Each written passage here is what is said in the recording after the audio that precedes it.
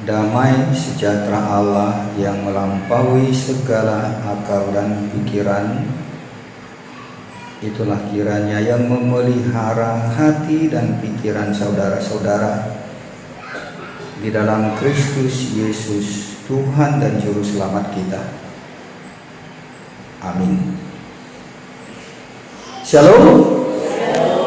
Selamat hari Minggu.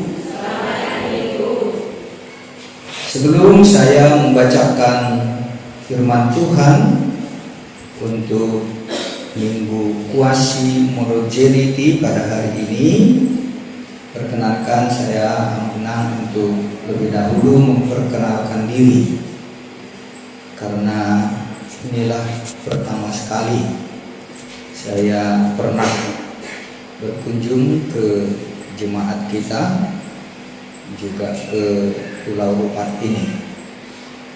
Saya Pendeta Bernard Siagian, baru pensiun dari HKBP Resort Maranatha Medan pada bulan Oktober kemarin. Kalau di HKBP pensiun umur 65, jadi sekarang saya menjalani umur 66 tahun.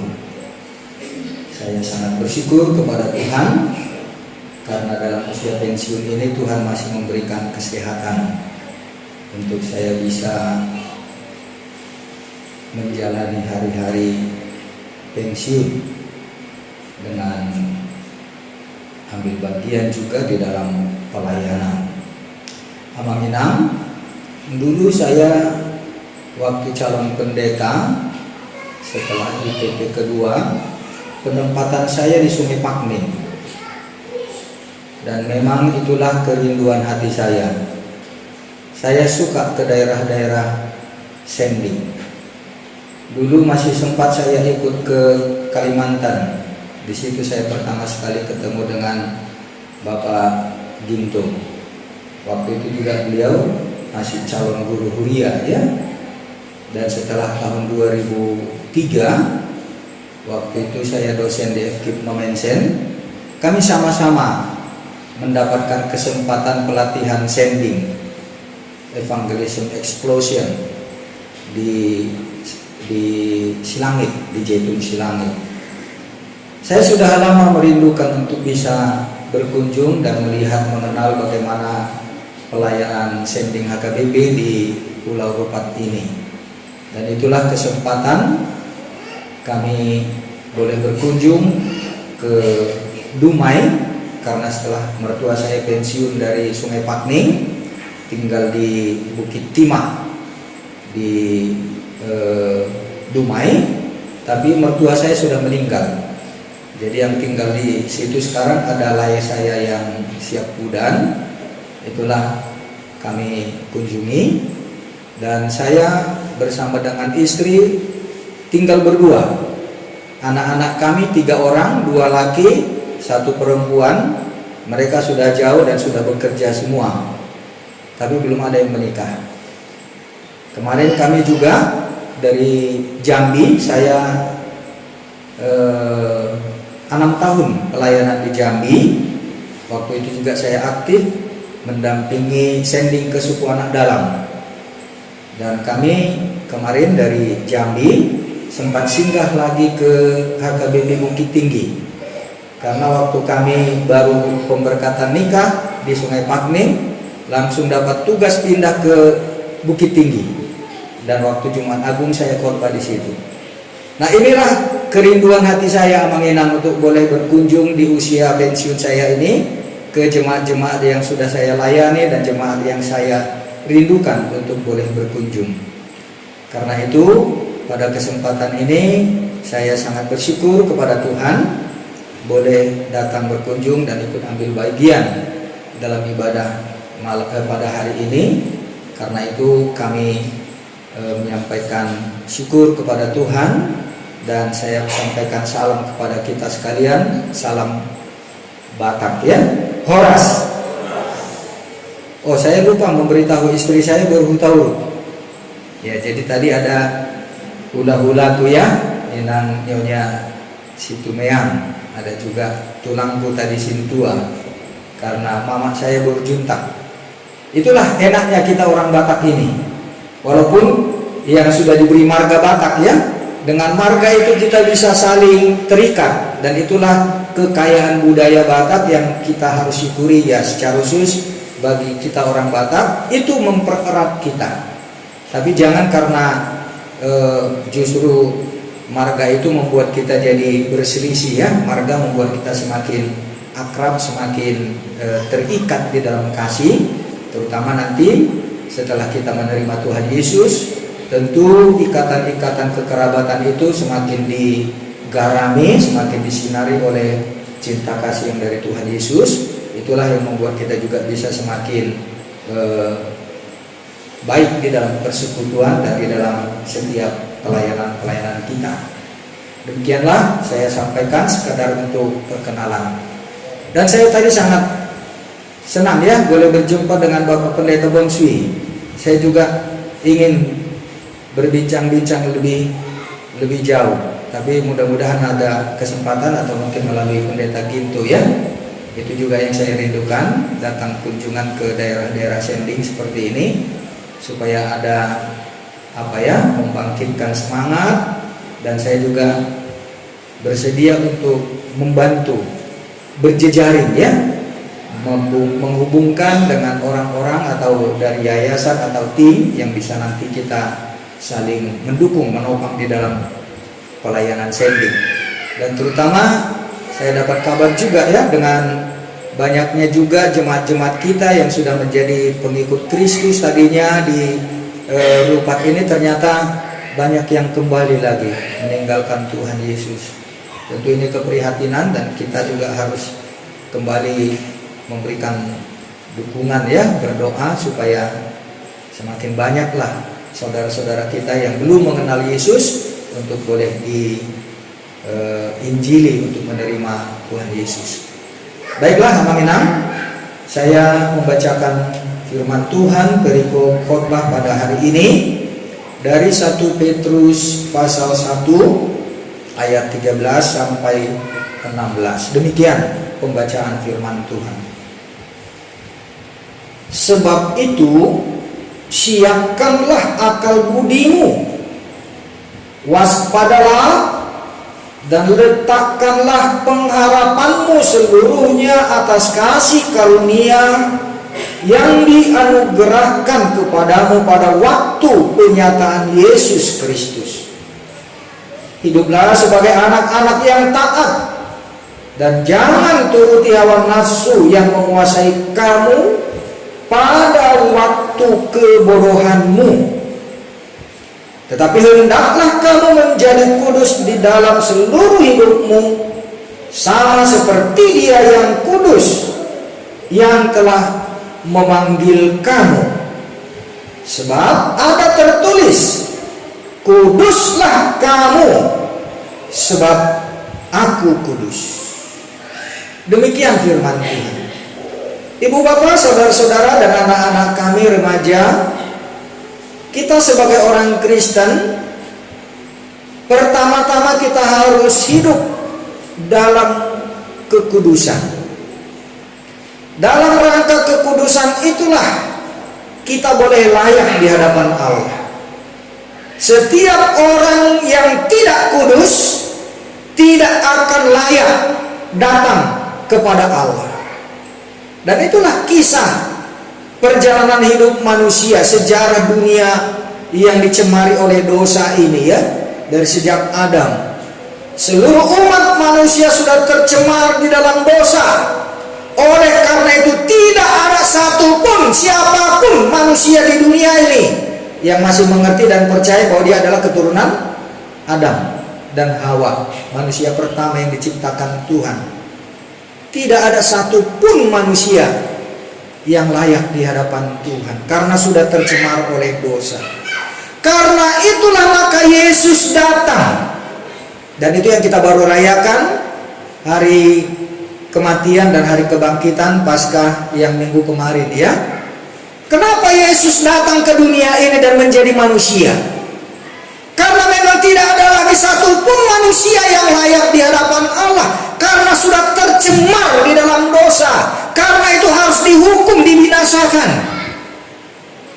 Sebab satu saja pun dosa tidak memungkinkan orang layak boleh datang dan berdiri di hadapan Allah. Siapa manusia yang tidak berdosa?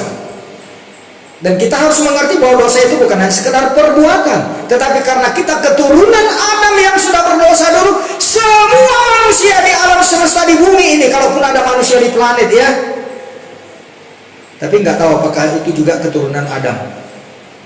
Tapi semua orang keturunan Adam, dia sudah tercemar di dalam dosa dan tidak mungkin layak di hadapan Allah. Bagaimana mungkin untuk masuk hidup kekal ke dalam surga? Tidak mungkin. Nah, karena itulah Yesus datang dan menjadi manusia.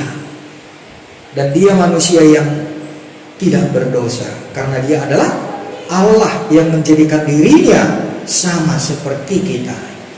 Ibu bapak saudara-saudara, mungkin jangan membuat kita bingung, sulit untuk mengerti kenapa Allah menjadi manusia untuk menyelamatkan manusia. Nah, itu yang tetangga kita sulit untuk mengerti dan gak akan mau percaya ya. Karena menurut akal pikiran mereka tidak mungkin Allah itu menjadi manusia. Apa yang tidak mungkin bagi Allah? Sedang menciptakan dari yang tidak ada hanya dengan berfirman saja, Allah bisa. Kenapa dia tidak bisa menjadikan dirinya menjadi manusia? Sama halnya seperti ini, sederhana saja Amang Inang.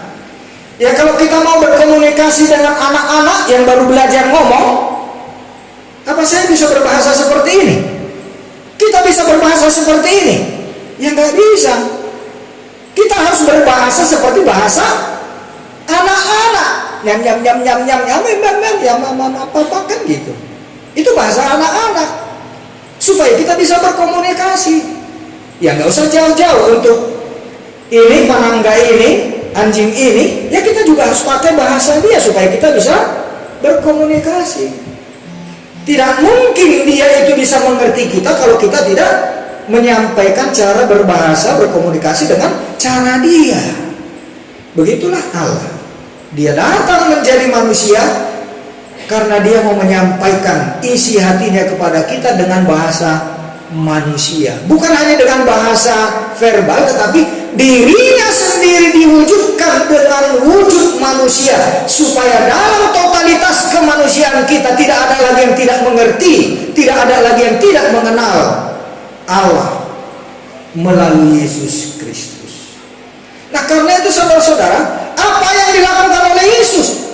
Dia menjadi manusia sama seperti kita, cuma bedanya dia tidak berdosa. Dan itulah yang dia lakukan dengan kematiannya di kayu salib.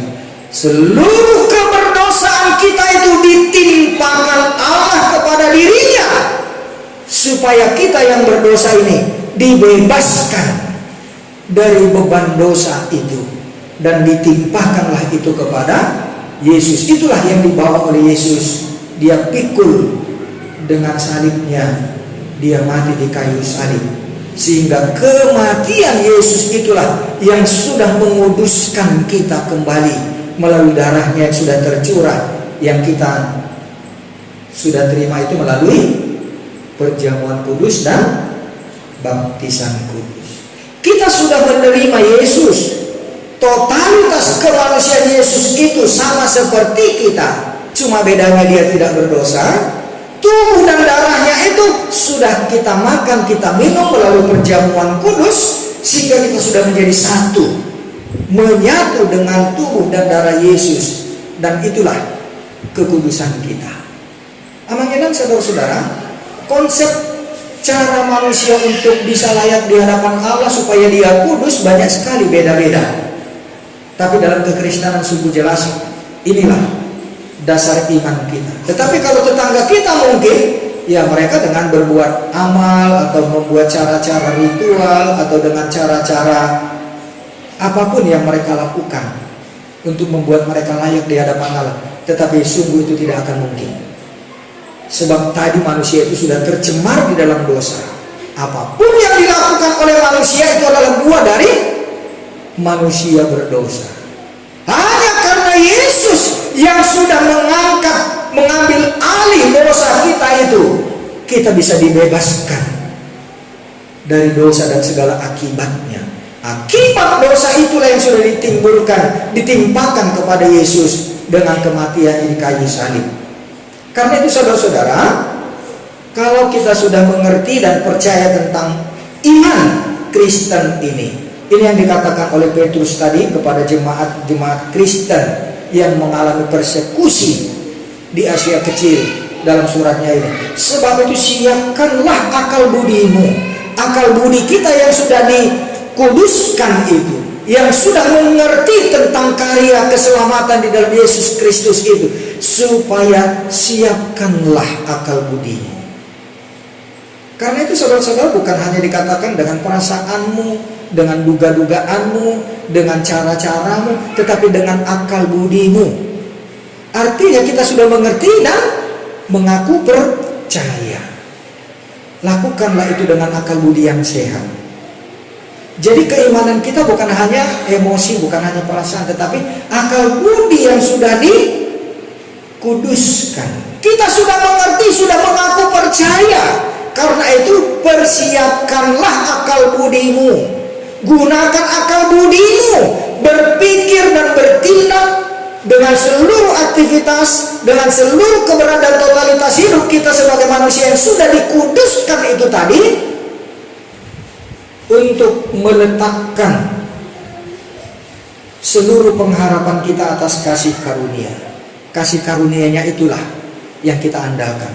Bukan lagi perbuatan baik kita, bukan lagi hal-hal yang kita anggap sebagai kebaikan kita, bukan karena amal saleh, bukan karena ibadah-ibadah kita, bukan karena persembahan kita, tetapi sungguh sepenuhnya adalah karena kasih karunia yang sudah diberikan oleh Yesus itu kepada kita. Dan itulah yang menjadi dasar pengharapan kita. Letakkanlah pengharapanmu seluruhnya atas kasih karunia yang dianugerahkan kepadamu pada waktu penyataan Yesus Kristus. Artinya Yesus akan datang kembali menyatakan dirinya, menyatakan kuasanya untuk mengangkat kita ke sorga, agar bisa bersama-sama dengan Dia dan orang-orang kudus yang sudah dikuduskan, yang sudah ditebus oleh Yesus Kristus kelak dalam kehidupan kekal di dalam sorga. Karena kita menantikan itu. Itulah pengharapan kita. Karena itu letakkanlah seluruh pengharapanmu pada nanti penyataan Yesus yang kedua kali. Artinya saudara-saudara, selama kita hidup di dunia ini, sampai nanti Yesus datang kedua kali kelak untuk menjemput kita, letakkanlah pengharapanmu pada kedatangannya yang kedua kali. Ibu bapak saudara-saudara dikasih Tuhan Yesus, kita tahu, dan saya baru mengerti betul tadi malam, dan itu terjadi kemarin tadi malam ya. Yang yang tadi malam itu melayani PA anak-anak remaja di gereja di resort ya. Ada yang kesurupan.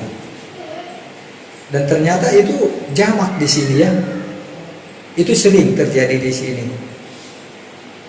Karena memang banyak sekali roh-roh gentayangan, roh-roh dunia ini, roh-roh kekelaman, roh-roh kegelapan ini. Nah, sehingga banyak juga orang yang bisa kesurupan. Dan memang itu tradisi cara mereka, tetangga kita. Dan itulah yang dilayani oleh mereka, melayani roh-roh kegelapan seperti itu. Dan itu kebanggaan buat orang tertentu, tetangga kita ini ya. Kalau mereka ya seperti ada, saya lihat juga tatung itu ya, bisa kebal ditusukin ini juga, diapain, dipakai pedang, pakai apa, nggak mempan gitu. Tatung itu kebiasaan tetangga kita. Ya itu dipuja-puji. Dan itu tujuan mereka. Artinya mereka diperbudak oleh roh-roh kegelapan. Sehingga itulah yang mereka dambakan. Dan itu terbuka untuk lingkungan di mana kita juga tinggal. Nah, karena itu saudara-saudara, kita harus hati-hati. Jangan bukakan hatimu untuk itu. Jangan bukakan kesempatan bagi iblis. Jangan buat antena di dalam dirimu, sehingga itu akan datang. Nah, karena itu bagaimana sebagai orang Kristen yang sudah dikuduskan, pasti tidak akan bisa dikuasai, dipengaruhi oleh roh-roh itu lagi. Dan kita harus menang. dimenangkan oleh darah Kristus. Kita harus selamatkan juga saudara-saudara kita itu. Apa yang mereka dambakan itu, mereka banggakan, justru itulah yang menjadi kesesatan yang diingatkan oleh Petrus kepada jemaat-jemaat, supaya mereka jangan ikut-ikutan terpengaruh kepada pola hidup, cara hidup, tradisi, bahkan ritual-ritual mereka itu. Dan itu yang terjadi juga di lingkungan orang-orang Kristen mula-mula, karena mereka sudah terbiasa dengan berhala, dengan segala bentuk kekafiran. Bahkan yang lebih jelek lagi adalah dalam perilaku moralitasnya, dalam hal seksualitasnya. Ya, mereka gampang saja untuk berzina, dan buat mereka itu tidak apa-apa. Dan ada juga penyembah-penyembah, apalagi seperti epistel kita tadi ya, yang mempersembahkan anaknya untuk Molok. Molok itu dewanya bangsa Edom itu. Anaknya disembelih untuk dipersembahkan kepada dewa Molok. Dan itulah juga yang dilakukan oleh banyak orang. Tetapi juga kita hati-hati, terutama anak-anak kami remaja ya. Kita juga hati-hati, Bapak Ibu, kita ingatkan anak-anak kita. Tanpa sadar mungkin kita seolah-olah mempersembahkan anak kita ini juga seperti kepada Molok yang dilakukan oleh bangsa-bangsa kafir yang diingatkan di epistel tadi itu. Begitu banyak juga yang mengancam nyawa dan jiwa anak-anak kita, apalagi dengan alat-alat teknologi IT kita ini sekarang.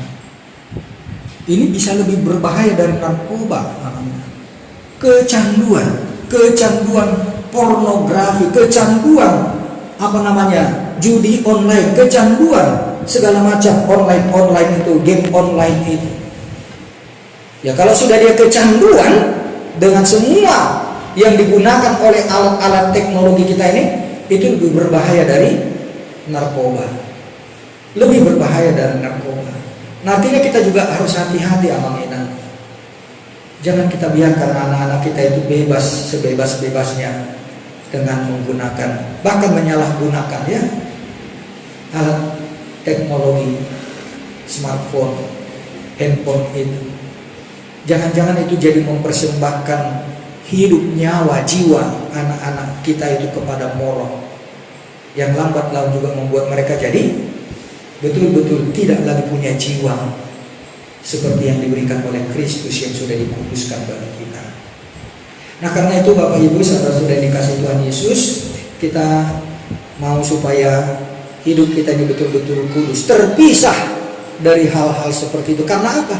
Yesus sudah membayar lunas dosa-dosa kita, dan kita sudah dibeli dengan harga yang mahal, sehingga tubuh, jiwa, dan roh kita, totalitas hidup kita ini adalah milik Dia.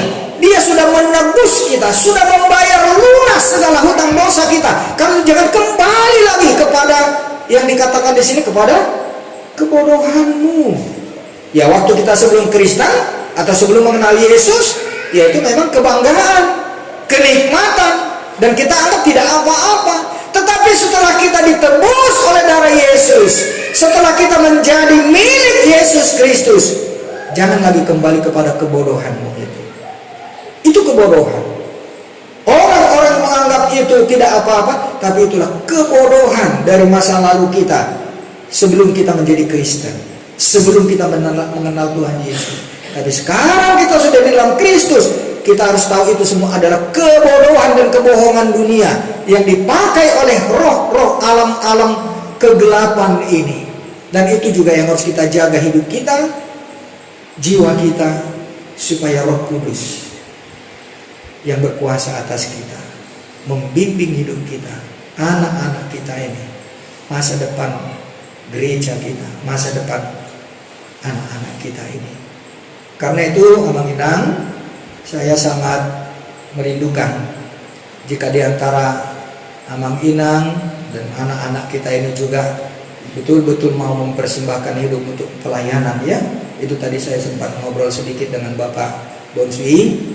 Sekiranya ya seperti Nang Diakones kita ini ya, masih banyak lagi anak-anak kita untuk ke depan yang boleh betul-betul dipersiapkan menjadi hamba Tuhan untuk ya memberitakan Injil ya, membawa jiwa-jiwa begitu banyak di Pulau Rupan ini yang belum mengenal Tuhan Yesus atau harus bawa kembali ya, karena ada juga yang sudah kembali lagi kepada kebodohan masa lalunya karena belum mempersembahkan hidupnya sepenuhnya kepada Tuhan Yesus. Kalau anak-anak kita ini juga boleh nanti menjadi hamba Tuhan, menjadi pelayan-pelayan ya, dan boleh kembali ke Rupat ini untuk membangun kembali kerajaan Allah di Pulau Rupat ini. Dan kita juga sebagai jemaat yang sekarang sudah dibebaskan dari roh-roh kegelapan, dari kebodohan kita masa lalu, jangan lagi kembali ke situ. Ini sudah menjadi milik Kristus. Tubuh, jiwa, dan roh kita ini sudah sepenuhnya milik Kristus ketika kita sudah mengatakan aku percaya. Setelah kita menerima perjamuan kudus, setelah kita dibaptis, ini seutuhnya sudah menjadi milik Kristus. Karena itu roh yang ada di dalam diri kita akan memenangkan dan harus memenangkan juga jiwa-jiwa yang belum mengenal Yesus Kristus. Kita juga perlu mempersembahkan hidup kita untuk dipakai oleh Tuhan membawa jiwa-jiwa yang belum mengenal Yesus Kristus. Dan yang terakhir, Abang Inang, saya mau mengajak kita untuk bersama-sama berdoa supaya kita sungguh boleh dibebaskan ya. Jangan terikat lagi dengan kuasa-kuasa roh-roh kegelapan di alam semesta ini, apalagi di Rupat kita ini ya. Karena begitu banyak masih roh-roh kegelapan yang berkuasa, dan kita juga jangan sampai lagi seperti kesurupan dikuasai roh-roh kegelapan itu. Saya ingin untuk mengajak kita bersama-sama berdoa, Abang Inang. Karena itu saya mengundang kita untuk melipat tangan, tutup mata, dengan rendah hati, kita membuka hati kita. Saya mengajak kita untuk bersama-sama berdoa, dan ikutilah doa yang saya ucapkan ini. Mari kita berdoa, ikuti doa yang saya ucapkan. Tuhan Yesus, kami bersyukur atas kurban penebusan-Mu di kayu salib. Engkau telah menjadikan kami milik-Mu selamanya. Kuduskanlah hidup kami dengan darah-Mu. Oleh karena firman-Mu yang telah kami dengar, kami mengerti, dan kami percaya. Dengan ini kami mendeklarasikan kepada seluruh kuasa maupun roh-roh yang ada di bumi, di bawah kolong langit, maupun di dalam sorga, bahwa aku, silakan sebutkan namamu masing-masing, silakan sebutkan namamu masing-masing. Kami adalah milik Tuhan Yesus dan anak Allah Bapa di sorga. Tuhan Yesus, mulai hari ini, Minggu 12 April 2026, detik ini, kami menyerahkan segenap hidup kami kepada Tuhan Yesus, dan tidak ada kuasa atau roh apapun lagi yang dapat mengganggu dan menyakiti aku. Sebutkan namamu. Hanya Roh Kudus Allah saja yang berkuasa dan memerintah atas diri dan hidupku. Sebutkan namamu. Bahwa kami adalah gereja milik Tuhan Yesus Kristus. Di dalam nama Tuhan Yesus. Amin. Bapa di sorga, inilah doa kami. Kami bersembahkan kepada-Mu syukur kami dengan deklarasi kasih yang kami sampaikan kepada kuasa-kuasa dunia, kuasa-kuasa roh yang ada di bumi, di bawah kolong langit maupun di dalam surga, bahwa kami, anak-anakmu, kami adalah milikmu. Terima kasih Tuhan Yesus. Firman-Mu pada hari ini sudah mengklaim, sudah memeteraikan kebenaran firman-Mu itu atas hidup kami, atas jemaat ini, atas gereja ini, bahwa kami adalah milik-Mu. Kuduskan kami, dan tidak ada kuasa apapun selain kuasa Roh Kudus yang memimpin dan memerintah hidup kami. Terima kasih Bapa di surga. Inilah doa kami persembahkan hanya di dalam nama Yesus Kristus. Amin.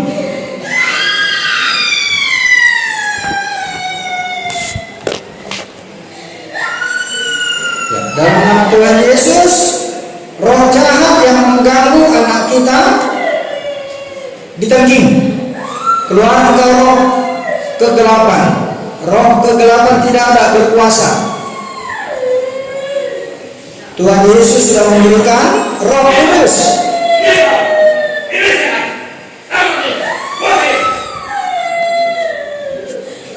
Iblis tidak ada kuasamu. Iblis tidak ada kuasamu. Nama Yesus berkuasa. Nama Tuhan Yesus. Hai iblis, tidak ada kuasamu atas diri anak ini. Keluar kau. Dalam nama Tuhan Yesus.